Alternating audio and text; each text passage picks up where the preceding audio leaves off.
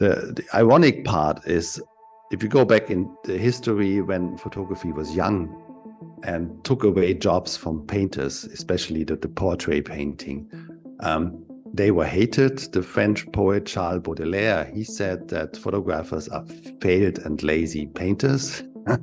This is what photographers say today of AI artists.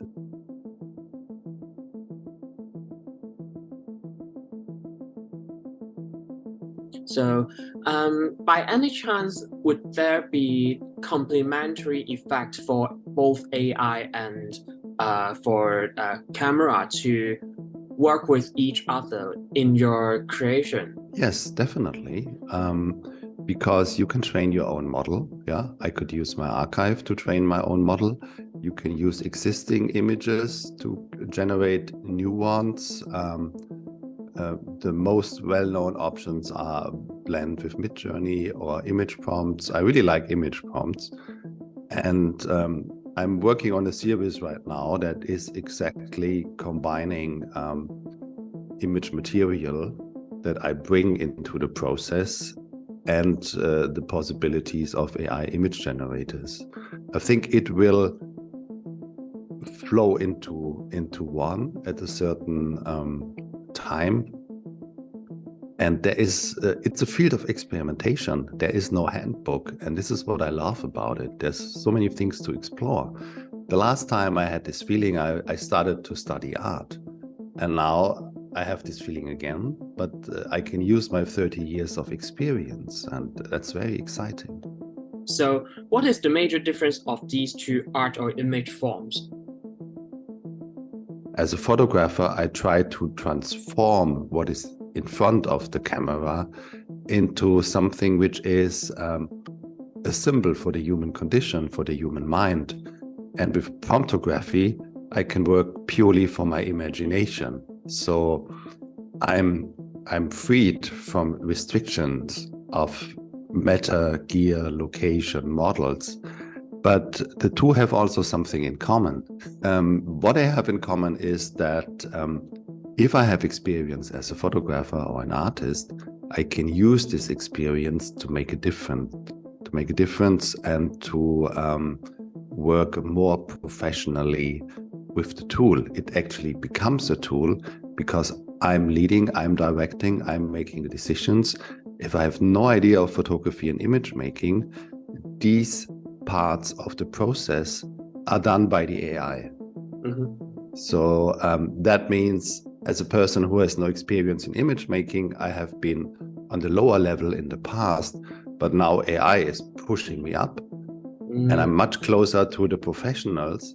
But if I use AI as a professional, I can also get to a higher level. Do you feel like there is a threat posed on documentary photography and photojournalism?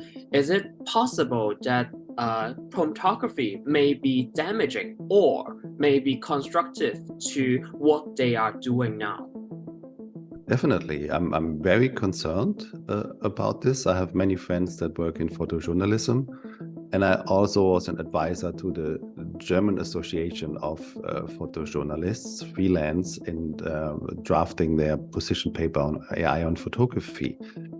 The problem is, again, quite complex. So on one hand, you have everyone that can just type from 8 to 88 that can create a fake documentary image. And those images will be done for fun, yeah, for manipulation, for political disinformation, and you just flood social media. So the fake images will be plenty, and the authentic images will be less. And how can we differ? What is an authentic image and what isn't? It is a problem, and the only solution I have is that the news media needs to establish a fact check.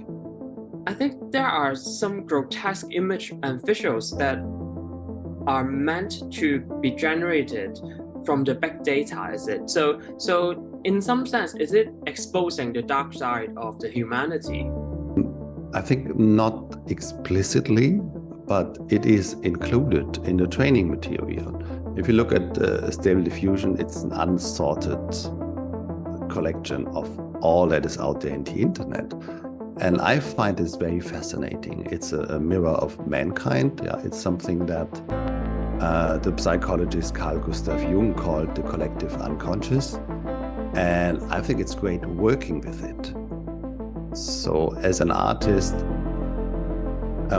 I've always tried to create an artwork that has this dark undertones, but can also perceive to be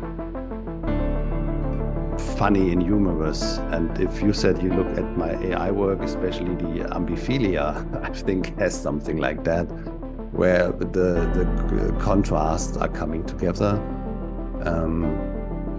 And I think it's important not to shy away from this side of life. So do you think that originating from reality is important to photography, while new forms of art, including AI creativity, can be boundless instead? But the future of photography is like this, that all parts of photography can be taken over or enriched, augmented with AI, except documentary. And the experimental part is taken over by AI, because so many things are unexplored just in text prompting. Yeah, you can go wild, you can have experiments, you will always get a result, and that is very fascinating. The ironic part is, if you go back in the history when photography was young and took away jobs from painters, especially the portrait painting, they were hated. The French poet Charles Baudelaire, he said that photographers are failed and lazy painters. This is what photographers say today of AI artists.